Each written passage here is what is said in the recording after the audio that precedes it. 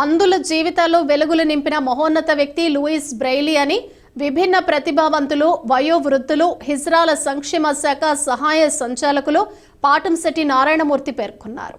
గురువారం బ్రైలీ లిపి సృష్టికర్త లూయి బ్రైలీ 215వ జన్మదిన వేడుకలు కాకినాడ రెవెన్యూ కాలనీలో ఉన్న ప్రభుత్వ బదిరుల బాలికల వసతి గృహంలో నిర్వహించారు. ఈ కార్యక్రమానికి జిల్లా పరిషత్ సీఈఓ ఏ రమణారెడ్డి, విభిన్న ప్రతిభావంతులు, వయోవృద్ధులు, హిజ్రాల సంక్షేమ శాఖ సహాయ సంచాలకులు పాటంశెట్టి నారాయణమూర్తి ముఖ్య అతిథులుగా పాల్గొని లూయిస్ బ్రెయిలీ చిత్రపటానికి జ్యోతి ప్రజ్వలన చేసి కార్యక్రమాన్ని ప్రారంభించారు.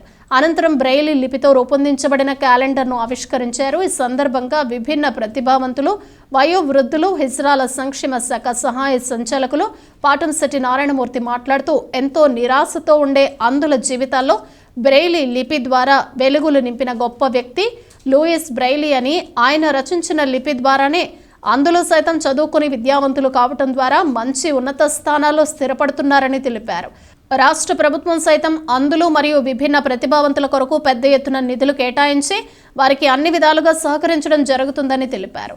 ఈ కార్యక్రమంలో గణపతి, ఎండిబి రాజరత్నం, టి శ్రీను, సతీష్, మణికంఠ తదితరులు పాల్గొన్నారు.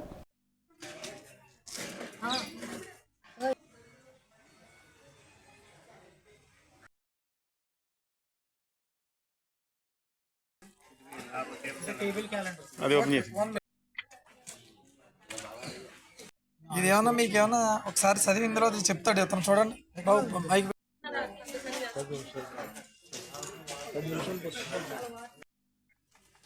ఆదివారం 7, 14, 21, 28.